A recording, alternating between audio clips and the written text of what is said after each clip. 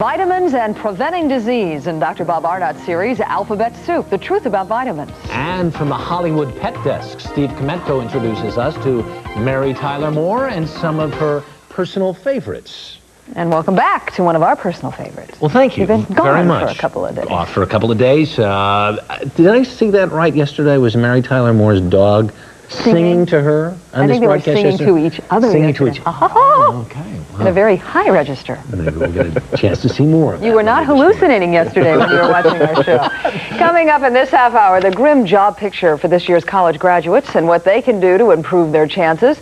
And later on, Dr. Joyce Brothers helps you find out if you have sex appeal, or if you even need it, in her week-long report, Desperately Seeking Satisfaction. Also coming up this morning, we're going to show you how a cool-headed mother, some remarkable medical work, and a popular television show all work together to save a 6-year-old boy.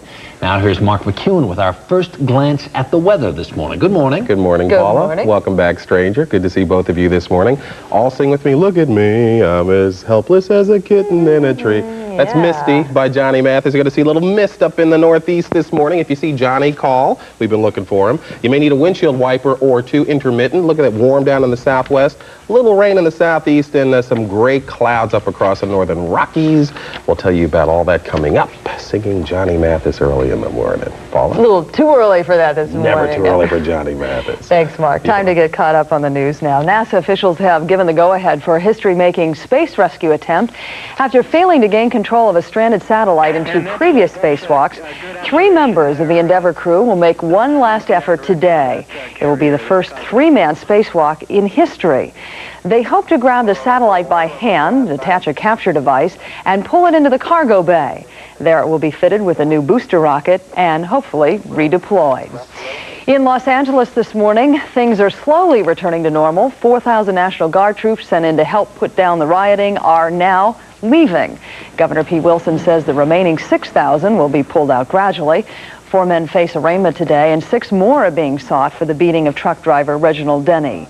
It was televised live during the early hours of the rioting, and a special police and F.B.I. task force used the tape to help identify suspects. The task force that collared the suspects in the Denny beating was led by Police Chief Daryl Gates and by FBI Special Agent Charlie Parsons, who joins us now from our Los Angeles Bureau. Good morning. Thanks for joining us.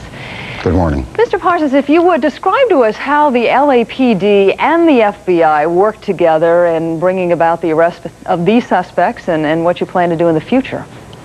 Well, we were working on identifying the participants in the beating of Mr. Denny, and we learned a couple days later that the LAPD independently was doing the same thing.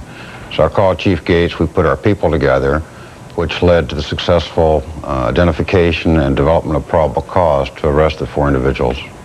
At this point, how much are you relying on home videos and photos provided to you by folks living in the neighborhood to make these arrests and to build future cases? A great deal. That's the very first step in the investigation, is to identify the participants. And we've accumulated all the videotapes from the media that we can, still photos from the newspaper, the print media, and also we're starting to get still photos and homemade videotapes, which are very helpful, and we're asking the public to cooperate in furnishing these to us. We understand your task force will also be looking into allegations of arson. Do you have any proof at this point that some business owners actually torched their own buildings? Yeah, the purpose of this task force, and this task force is growing out of what we've done in the last week. We're going to have about 100 individuals in it from all the departments, the areas that were affected most by the riot, and also those that are affected most by gang members. And we're going to look at arsons, the theft of guns. We're going to look at the most aggravated violent crimes. As far as the arsons are concerned, there have already been some arrests in Long Beach, a couple of instances. So the task force will attempt to quantify the amount of arson for profit. Special Agent from the FBI, Charlie Parsons, thanks for joining us this morning. You're welcome. President Bush has announced he will join other world leaders at the UN Earth Summit in Rio de Janeiro next month. They will sign a new international treaty on global warming. But critics charge the Bush administration has already gutted that pact by insisting that it contained no requirements for specific cuts in greenhouse gas emissions. Coming up in a couple of minutes, we will discuss the Rio Earth Summit with Dr. Michael Oppenheimer of the Environmental Defense Fund. Mr. Bush and Bill Clinton were both double winners yesterday in the Nebraska and West Virginia primaries. CBS News estimates show Clinton with more than 1,800 Democratic convention delegates. He needs 334 more to clinch the nomination. Jerry Brown and Paul Tsongas both trail. Clinton obviously feels the nomination is just about wrapped up. He has started hunting for a vice presidential candidate. Campaigning yesterday in Minneapolis with former Vice President Walter Mondale, Clinton announced he's formed a search committee for a running mate. The man who threatens to be a wild card in November, Ross Perot, was in New York yesterday talking about national unity. As Scott Pelley reports, Perot's petition drive is moving full speed ahead. But it's never over till it's over, you know that. Ross Perot appears to have reached at least the halfway mark in his campaign to get on the ballots of all 50 states in November. In New York last night, he repeated he'll run for president if the rest of the petition drives are successful. If they put me on the ballot, I owe them a world-class campaign and they'll have it. It's up to them. Perot is already on the ballot in Tennessee, Delaware, and Utah. Petitions have been submitted for approval in Texas, Maine, and New Jersey. In addition, Perot's supporters claim to have enough signatures for ballot requirements in 20 more states. That leaves 24 states and the District of Columbia, all of which have active and growing petition campaigns. It's a privilege to be with you tonight. Last night in New York, Perot spoke to the American Jewish Committee. He had planned to talk about education, but switched at the last minute, turning his attention to the racial division now troubling the nation. If I could capture all the energy we lose in racial division, I could light up this country with it. This is just no longer acceptable in a mature country like ours today, where we are going to win or lose based on the brains and wits and the focus of a unified team. It appears likely Perot will have met the ballot requirements of all 50 states by summer. Later this month in Arkansas, Perot is expected to appear at a state convention where he will accept his nomination as an independent candidate on the ballot of Bill Clinton's home state. Scott Pelley, CBS News, New York. Taking a look at the financial markets this morning, the dollar is lower against most major currencies. Tokyo stock prices were up overnight. The Nikkei rising 260 points. Wall Street starts the day with the Dow Jones Industrials at 33.85. The Dow was down almost 12.5 points in active trading yesterday. Time to talk about sports now. The Chicago Bulls beat the New York Knicks to take a 3-2 lead in their NBA playoff series. Michael Jordan scored 26 of his 37 points in the second half. The Knicks trailed by only 3 before Jordan finished a 3-point play with 36 seconds left. In the West, Seattle cut a 13-point deficit to 2 before Utah's Tyrone Corbin hit a jump shot with 1:59 to play. 34 seconds later, the Jazz led by 6 after Karl Malone's dunk. Utah went on to win by 6. The Jazz leads the series 3-1. 8 minutes past the hour. How did I do with that this morning, Mark? I think you did fine. Ever wonder how they got a name like the Jazz in Utah? Yeah. Do you want to tell us why? They came from New Orleans. They were the New Yeah. Orleans Jazz. That's how they got that. Maybe they have good jazz in Utah. Who can tell? Let's talk about the weather here. Look at me. I'm as helpless as little misty conditions. Let's go way over here. Let's go way over here to the northeast coastline. You see that gray stuff in there today? That's little mist. That's why I'm singing Johnny Mathis this morning. You're going to see mist. You're going to see low clouds. If you're going to be flying, let's say from Boston to New York this morning, may take a little extra time, or from New York to Boston, the low clouds, that low ceiling, may just slow down your arrival or departure just by a little bit. You see some clouds through here. Also, you see some thunderstorms building down through northern Alabama, northern Georgia.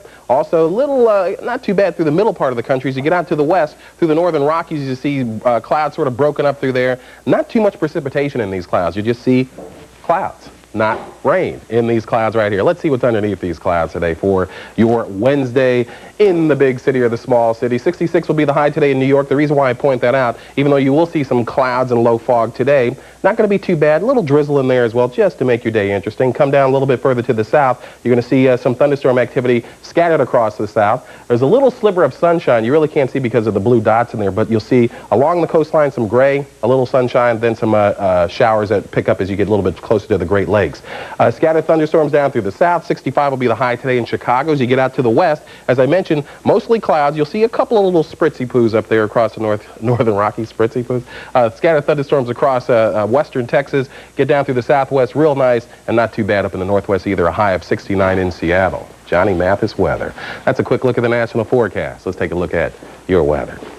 A day of transition today. We'll start off with sunshine across much of the state, starting to warm up. Late this afternoon, readings in the mid to upper 60s north, low 70s in the south. But we'll notice an increase in cloudiness spreading east across the state later today with a chance of rain developing by later tonight. That's the weather for this time. Harry? Thanks, Mark. President Bush's decision to attend next month's environmental summit in Brazil has been getting mixed reviews. Some environmentalists charge the president has no real interest in the environment and is just out for votes in an election year. Michael Oppenheimer is a senior scientist with the Environmental Defense Fund, and he joins us this morning. Good morning. Good morning, Harry. Hopeful sign or cynical sign? Well, the trip has symbolic importance. Whether there's any substance there has yet to be seen. You have to remember that the president and his men have spent much of the last year and a half undermining the very centerpiece of the Rio process, the global warming agreement that was concluded at the UN last week. That agreement is very weak, and it's not clear now whether it'll do anything to cut the emissions of the greenhouse gases that are causing global warming. The weakness is attributable to the position of President Bush and his administration. If Rio is to be a success, the president has got to switch gears. He's got to show leadership on the environment. He's got to do more than drop into Rio for a 5-minute photo opportunity. As it stands right now, do you think the administration buys into global warming? I think the administration buys into the scientific consensus. It said so, that global warming is a problem and that something has to be done about it. They haven't yet convinced themselves that they can provide leadership.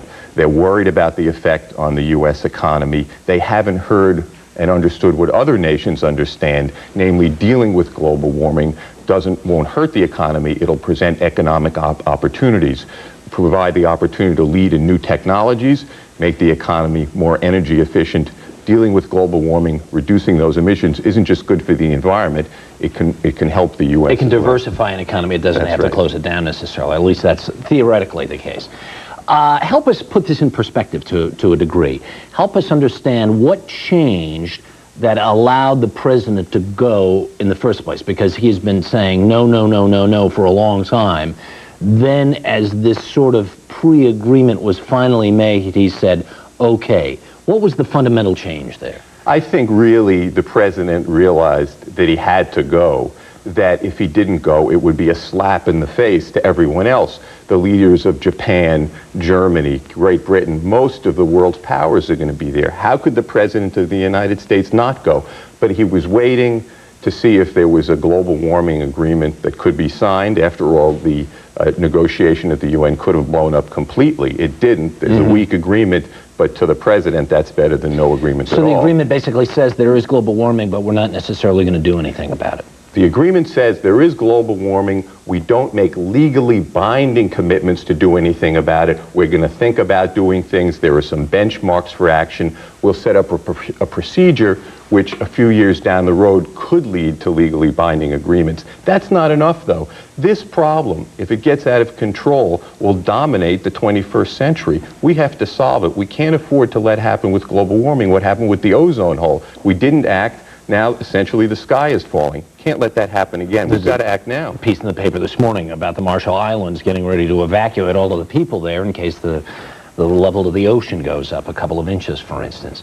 What do you hold out some hope, though, the president can go down there and say he does more than do a couple of photo opportunities? I have a sense that you like to see it more half full than half empty, and that there's room for change there somewhere. Let me tell you what Rio is about.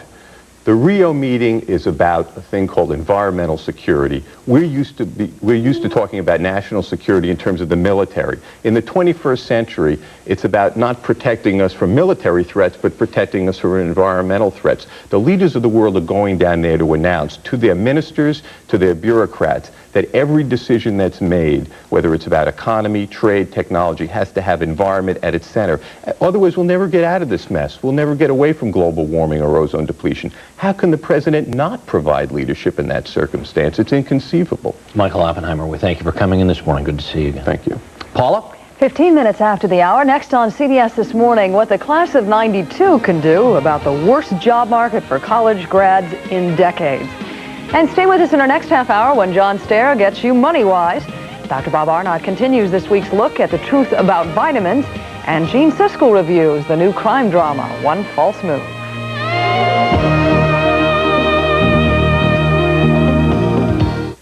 Attention mattress shoppers, are you spending sleepless nights tossing and turning? Does your mattress feel lumpy? Does it sag in the center? Is your waterbed hard to get in and out of? Are you tired of the hassle with leaks, fill kits, and faulty heaters? Come to Don's Wholesale Furniture and check out his complete line of therapeutic sleep sets. Don has the pillow top sets, the chiropractic sets, and the hotel motel models. They can be purchased by the set or by the piece. Don has Dreamlux twin mattresses starting at $49 and full size starting at $59. Free bed frame with purchase, same day delivery, layaway financing, and credit cards accepted. Don's Wholesale Furniture.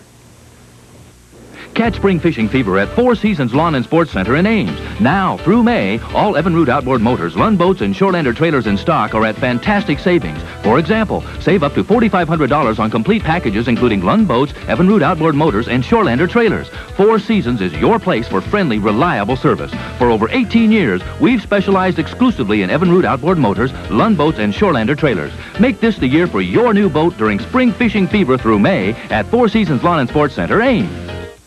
The John Deere Tricycler is a terrific mulching mower. But there are times when your grass grows too long to mow. Tomorrow's forecast, sunshine. When that happens, you can change your tricycler into a rear bagger and collect your clippings. The John Deere Tricycler.